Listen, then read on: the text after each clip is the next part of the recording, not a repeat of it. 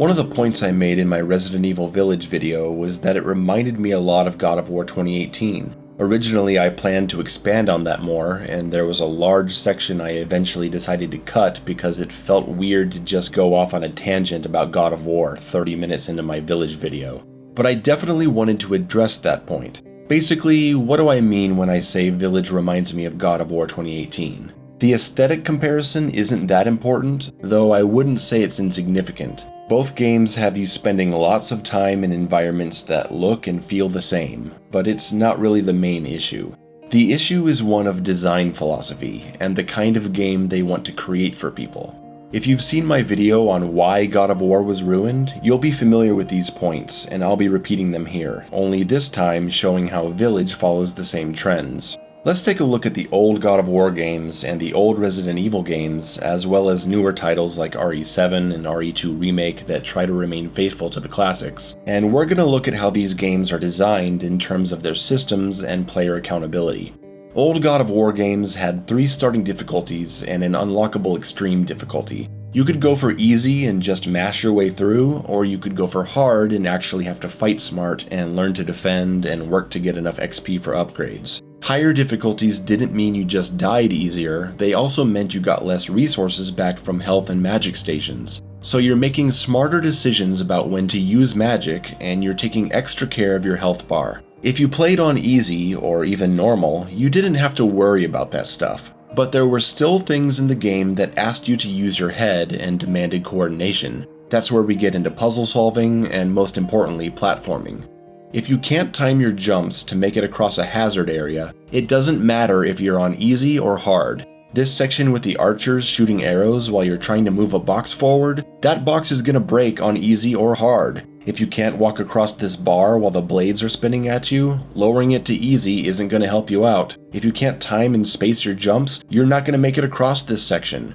The easy difficulty was just there to help you survive the combat. There were still other aspects of the game that remained challenging for you, no matter what difficulty you chose. Picking easy in God of War doesn't mean you can just coast through every part of the game. Now let's look at Resident Evil. Those games traditionally only offered starting difficulties up to normal on your first playthrough, and while I would love to see a higher difficulty option unlocked right away, like they do for the modern games, the reason I don't think it's nearly as big a deal as, say, an action game like Devil May Cry not offering a hard difficulty, is that the challenge of Resident Evil doesn't come from combat. The challenge of a Resident Evil game is largely about exploring and understanding the map, managing tight resources, backtracking to solve puzzles with important items, dealing with limited inventory space. Yeah, you're gonna get bit by zombies, but the difficulty isn't just from the damage you take. It's that you may not have enough space to carry a first aid spray because you're carrying those puzzle pieces you need. And if you're not intelligently planning your route, you're probably ill-prepared and not being efficient. If you play Resident Evil on the easiest difficulty, you still have to play Resident Evil. Turning the zombies into wimps still leaves you with a game that demands you engage in the other systems in the survival horror genre. I can't hand the controller to my dad and pick easy and say, here you go, just play through the game so you can see the locations and enjoy the story, because he'll get lost. And that's the point. These games had things in them that were universal across all difficulties. So what happened to God of War when it came back in 2018? Well, Dad would be very happy, because now you really can just pick easy and enjoy the locations and story. Platforming was removed, which means that hazard-based puzzles and coordination-based puzzles were also removed. Climbing was changed to be automatic, so there's no more combat or hazards or jumping just at the right time. Your health bar refills to 100% when you die in a new area, your magic recharges automatically, and there's no XP gain difference between mashing like an idiot and performing a long flashy combo and having good defense. There's nothing demanded of you in God of War apart from surviving singular combat rooms, and the patience needed to deal with Atreus screaming at you every 7 seconds. Whatever.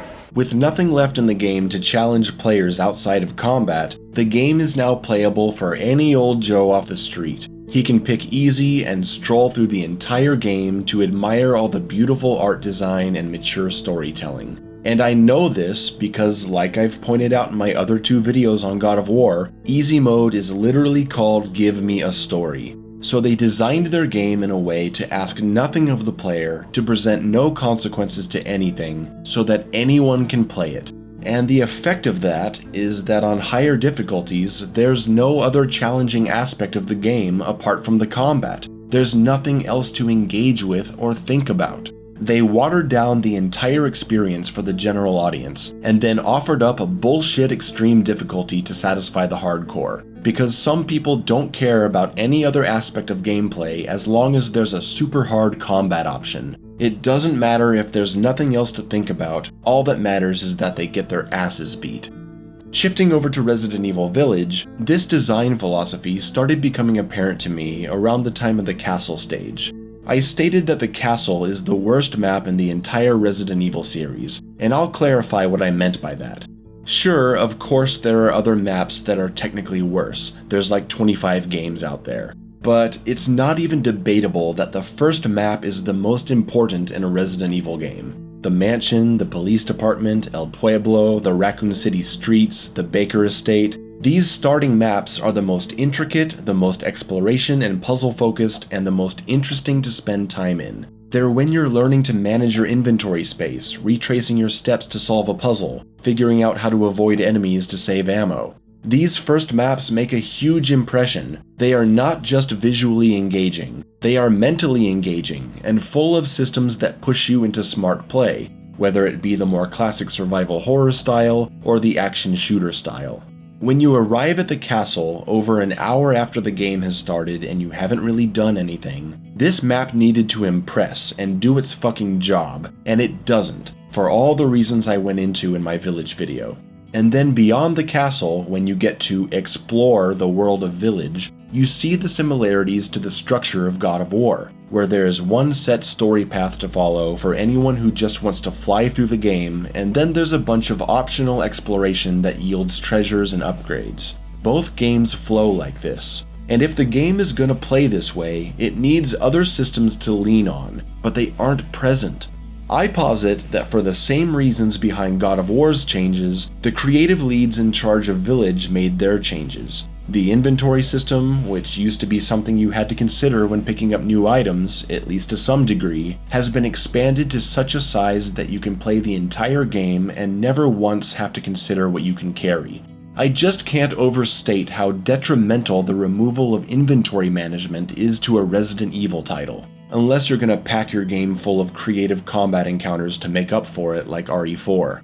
There are also no puzzles that have you thinking about how pieces could be used to solve some puzzle you saw an hour ago and now you have to find your way back. There are no tough early game crafting decisions to be made, there's no deciding whether to kill an enemy or leave him because you'll have to come back here later because you never have to return anywhere in Village. There's no fear of entering a dangerous situation with no health because your health recharges. They removed all aspects of player accountability and decision-making for the benefit of a general, non-Resident Evil demographic of players, hoping the presentation would be so impressive that people wouldn't notice. And then they slapped on a bullshit extreme difficulty to satisfy the hardcore, just like they did with God of War, so that if anybody complains about how this game has been watered down and it's too basic, tryhards who have no understanding of what a Resident Evil game is can respond by saying, "Oh yeah, we'll play it on the extreme difficulty and see how easy it is," when it's not about the combat difficulty and enemy sponginess and taking lots of damage and bosses with 1,000,000 hit points. None of that stuff fixes the massive gameplay issues these games have.